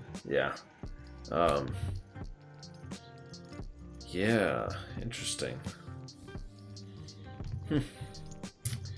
So if they do that, that'll... Did your TV account for burning cash? Or it assumes that cash will be burned. Okay, burned and not like a player bot. No. I would assume that Michael Elphick will be replaced just because if you're going to burn 220 down to 150, like why not do it by buying a hobgoblin? And so that would have no effect on the REL TV, right? Because it just replaced the journeyman with a normal hobbo. The question is, do we see another? Because that hobbo's only 40, and he's got 70 extra, so he could buy another one on top of that, only go down to 140. In which case we see his 50 inducements go to 10. That's probably better. I don't know that he needs a Bloodwiser Babe against this team. I mean, maybe if Fitzgibbons really performs, but in general, I would think more pieces is better. If you trying to think, do you then just spend, because he doesn't need to buy anything, right? Do you then take that 140, say, well, even with buying the extra hobbo, I'm still getting 10. Do you just go ahead and buy the Merc blocker? Oh, scum for it. It just depends how worried you are. That's a lot of money for one match. I probably wouldn't do it because there's always the fear of like, well, what if something goes, what if somebody dies? And I need to buy it. And I don't know the block, and I don't know the blockers what wins him this game. That's not the piece. If anything, it's Ryan Dunn, right? Yes, Ryan Dunn is going to be huge this match, right? Really hard to pin down with dodge and break tackle. He's got tackle to go if there's gutter runners. You get him 1 assist, and it's a 3-die on a gutter runner. This is the Bull Centaur game for sure. So it's going to be, can those guys perform? And I'd like to see Fitzgibbons sent at them if possible, though hard to knock them down. They're blodge. They're really hard to deal with. They're going to be essential. If they hit the ground, I expect to see them get fouled. You got all those line rats, right? Just standing around. Right. Have Dragon, who's a niggled piece, go step on somebody's neck. I don't know that we've seen that too much from OP Covey. I think they've been too concerned with scoring quickly. I mean, maybe not too concerned, but... Well, you do it on defense, right? You have Martin Brisby do his 1 turn, and then on defense, you're like... Yeah, fair enough. Dragon. What else are you doing, bud? Let's get at it. I'm excited to see this one. Has there been... since we have Pimp and Okabe in the chat, do we know when this is happening? What's that? I'm saying, given we have both coaches in the chat, is there any talk of when this is going to get played? Oh, yeah, I'm curious. Because I'm excited to see it. Was there a mention in the Discord? There wasn't in the 4D chat, but I mean, they're in the chat. They could say something if there was. Yeah, that's true. That's kind of what I'm getting at. Yeah. I'm trying to figure out if OP Covey's being serious or sarcastic. Oh, okay. Sunday or Monday? Sarcastic. Okay. Sunday or Monday. Yeah, I should be able to watch either of those. It looks like I'm playing my match at 7 p.m. on Monday, so if you do it then, it'll be inconvenient for me. But other than that, yeah. Cool. Yeah. All right. Fine. Point made. I was gonna like, I was worried that the stream was gonna get muted if I did this, but last week with all those ties, I was gonna upload that Simpsons clip from when soccer comes to Springfield, and they're like, open wide for some soccer, and they're like, are you ready for ties? Oh yeah. It's like, yeah, that kind of felt like last week, just a lot of draws and a lot of teams that needed to win not pulling that off. Yeah. All right, next match.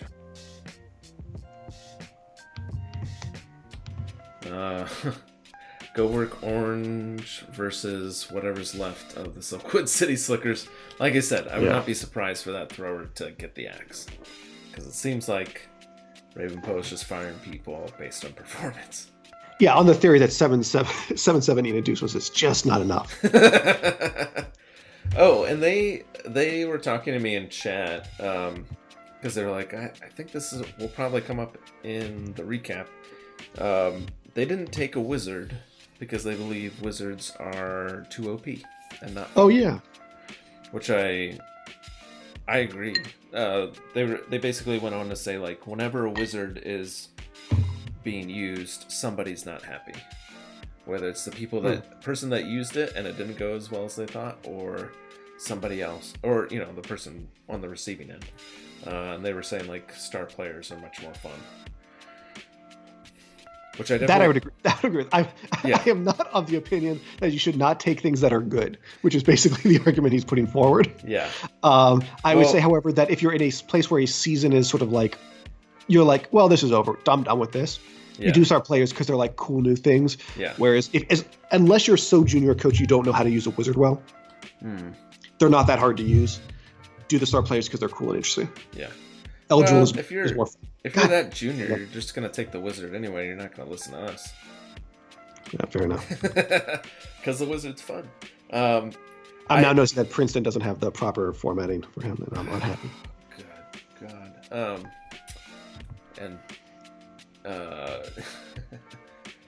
And then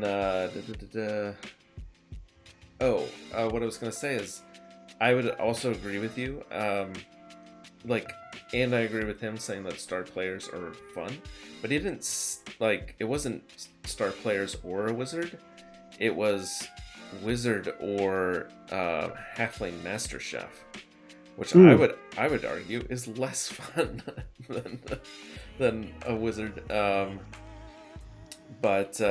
they did master chef and 2 star players and like 2 Blowwiser babes, so they had money to do the wizard. I forgot about that Master Chef in your match. That was it didn't be not super impactful, right? It didn't was do much. Yeah, it took like 1 reroll in the whole thing, or like maybe it was like I think it might have been 1 and then 0. So yeah, it didn't end up amounting to much. I was worried they were gonna do Morg. Because Morg's just kind of like, he's hard to deal with. Yeah. But Zara. You're gonna be like, hey Yeti, do you want to deal with this guy? Yeah. He's gonna be like, dude's a legend. What do you want me to do? Yeah. Like, I'm really angry right now. I'm gonna stay put. But yeah, I mean, we've just said a bunch of words about not this match because I think it's gonna be. It could be wild, but most likely it's gonna be a couple star players. I wonder if he'll do Zara again. I guess what. I don't even know what you do here. No, I think they've got a plan. They don't need us to tell them, but yeah, that's true. Raven Poe's an experienced coach. Yeah, and he's definitely marching to the beat of his own drum for the rest of the season. Yeah. Like I said, probably by the end there'll be no roster players on this team, and it'll just be all loners. Yeah, because I think he wants to have that moment happen. So yeah, I think Go Work Orange just needs to stay steady for the first half and ride it out, and then loner being the primary trait of an entire team is probably going to catch up to them. I think again, both halves, Silkwood had used up his rerolls by the end of the first quarter of each of those halves, so it's like elves need a lot of things. Elves roll a lot of dice, and having loner room pieces doesn't help. Yeah. So, yeah, I don't have anything else to say about this match. I think GoWorks should be able to handle this. I would agree, but it'll be interesting what happens, right? The elves can bring in, interesting stuff. Raven Poe's an interesting coach. Right. I'm curious to watch it. Yep. All right, next match. This one's already been played. It's the first place team versus 13th place team. It's obvious how this is going to go. What would we have said about this? What would we have said? That this is going to be, it's like Craig Pitpop is a coach who is in 13th place and has decided he's just going to do damage from here on out. Yeah. Obviously, Clown Thulu is going to just clown all over him. Yeah. And maybe take some damage. Maybe take some damage, but he's going to win. Yeah. And that's going to be bad. Yep. We obviously both know the results of this, but we're going to save it for next recap. So that'll be fun. Yeah. It was a fun match to watch. I haven't seen it yet. Oh, yeah. You should definitely watch it. It's fun. All right, let's go to the next one. Yeah. Very pleased with himself in chat. Yes, yeah. I am very proud. I was, very proud to see. Well, anyway, yeah. All right. Goblins.deck versus Peak Altitude. Yeah. Goblins need a win, and they're facing the other elf team with half-rusted players, which is most of them. Yeah. So this is a match we expect, I think, to see Tim Nielsen win. It'll be interesting to see him play without Kiki Jiki. We have Grumgully the Generous. That's great. Which I assume is some. This is what, Warcraft. It's Magic the Gathering. Fair enough. Some reference there that I just don't understand. Yeah. But he had the money to replace them. Yep. So, yep. Good for him. He's still got a great team. I think he'll beat up these elves just fine. Yeah, I think we've seen Peak Altitude even in matches where they're evenly matched. Sometimes their elves just don't want to play Elfie, and they can't play Bash. Obviously, only 8 Cas given. Where goblins really know how to give it. Being without War Chief is kind of interesting too, but Pile Driver does enough. I think that they should be fine. I do think they win this one and get back on track. Yeah, it seems likely, but elves are always dangerous, so we'll see. Yep. Yeah, being at the same TV differential, not great. Yeah, that's Kiki Jiki being replaced by this rookie man. Yeah. That beautiful Storm Vermin. Unfortunately, he has 2 beautiful Storm Vermins.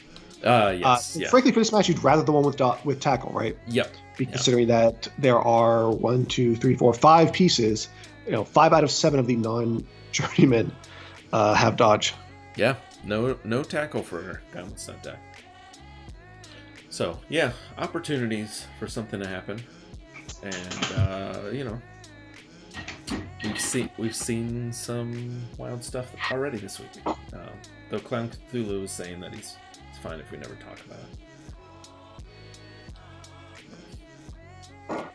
All right, on to the last match, and this match is getting played right now. I assume we'll see a result on this soon enough. Yeah.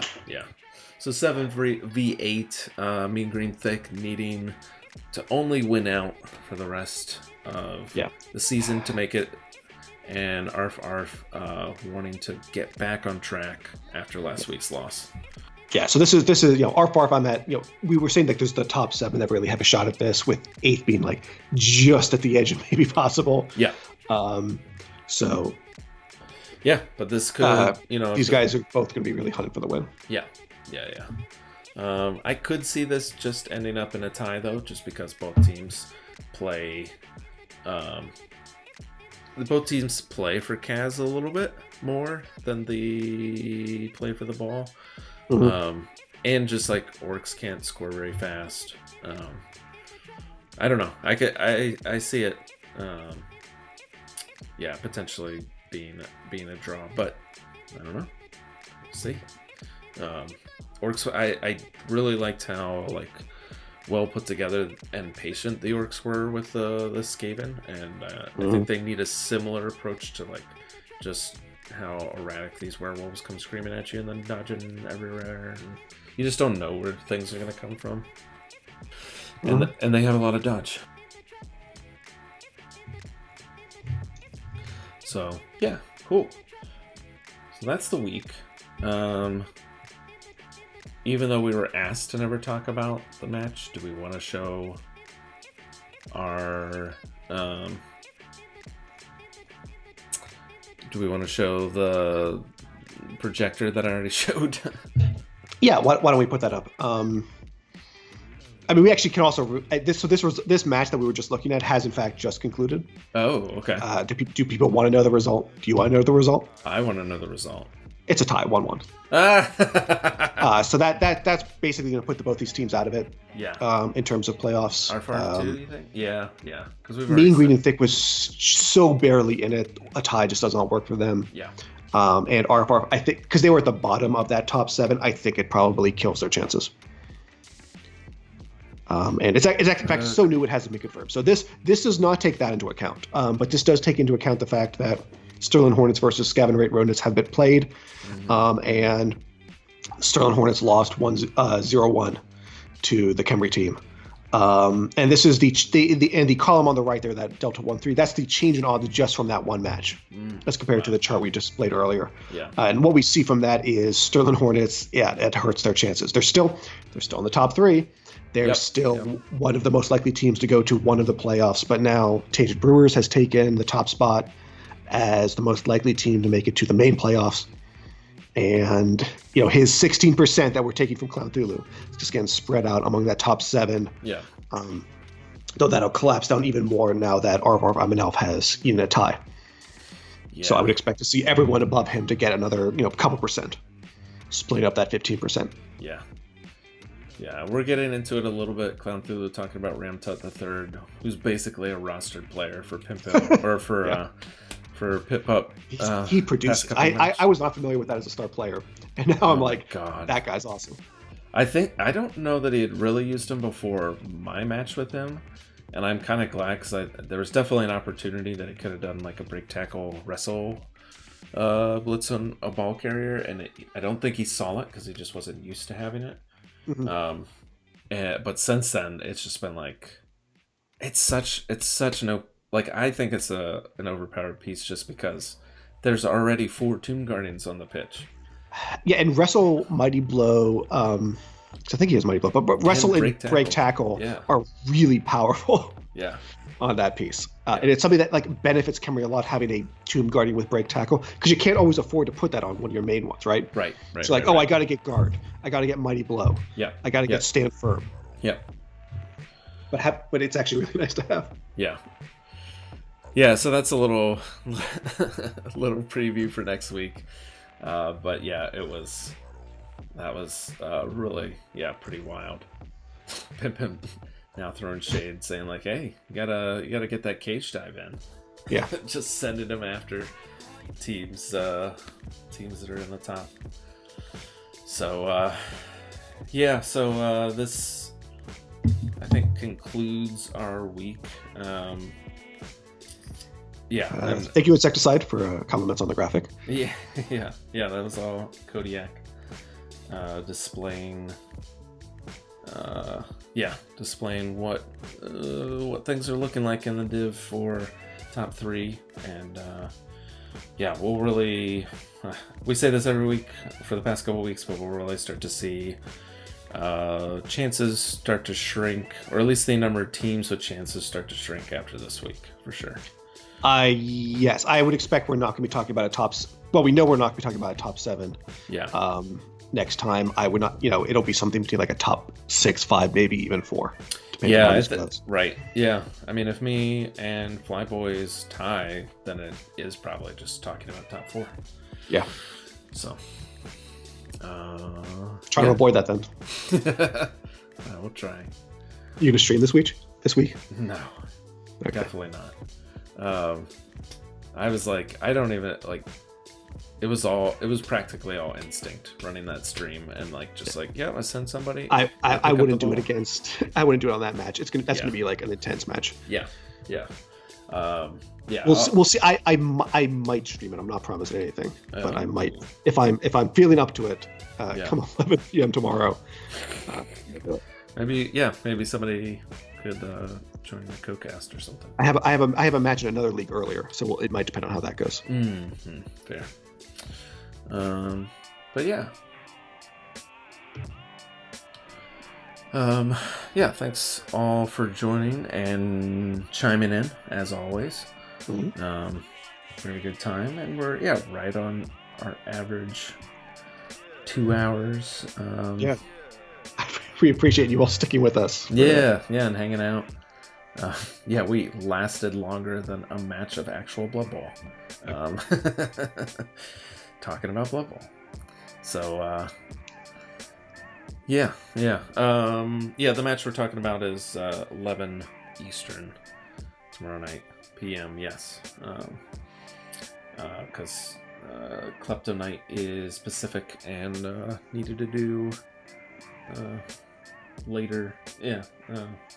Actually, so this is something Pimp is saying in chat, but like people are talking about, if it's a lot more fun to co-cast with somebody if there's someone in the div who casts their matches who wants to like say cast your match at 11 and have a co-caster in me, that would be awesome. Mm-hmm. Yeah. And I do it on my channel, do it on their channel. I'm not trying to like build a viewer base on my channel, so I feel no need to like prioritize my hosting. Could be a lot of fun. Yeah, Pimp's saying he's interested.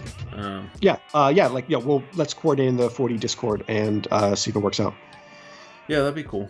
I think when we walk through the match, it's definitely gonna determine some things. Yeah. And I do not want to be distracted by the stream chat. No, I wouldn't think so. So, cool.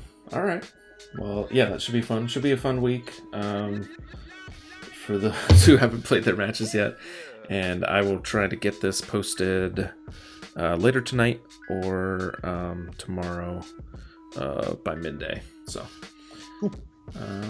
cool. All right. Well, we'll catch you all later. Have a good week and have a good night.